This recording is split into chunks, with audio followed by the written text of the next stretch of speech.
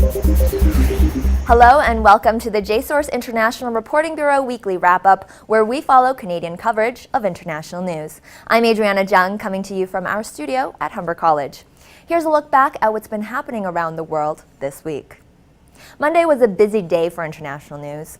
In a video released on Sunday, Hillary Clinton announced her plans to run for the 2016 U.S. presidential elections. The Toronto Star took notice of the apparent change in approach from her 2008 campaign.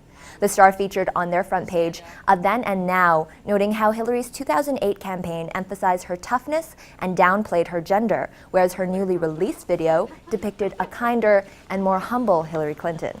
This announcement also saw front-page coverage with the Globe and Mail and the National Post. In Vatican City, Pope Francis stirred up some controversy during the weekend. A commemoration service was held at St. Peter's Basilica in honor of the Armenians who were killed by the Ottoman Turks 100 years ago. In a speech, Pope Francis labeled this historical event as a genocide. Turkey took offense to the comment and immediately filed a complaint to the Vatican ambassador, who then released a formal apology. Toronto Star relied on the Associated Press for coverage, and all major newspapers featured a photo taken by Gregorio Borgia of the Associated Press. Tuesday marked another step closer to re-establishing friendly relations between the U.S. and Cuba. U.S. President Barack Obama announced that Cuba would soon be removed from the list of state sponsors of terrorism. This follows Obama's announcement late last year of his plans to normalize relations with the island country. This news was not covered by any of the print newspapers. However, it did see heavy online coverage by all major news outlets. The Toronto Star, National Post, and CTV all relied on the Associated Press for their online reports, while the Globe and Mail and CBC used Reuters.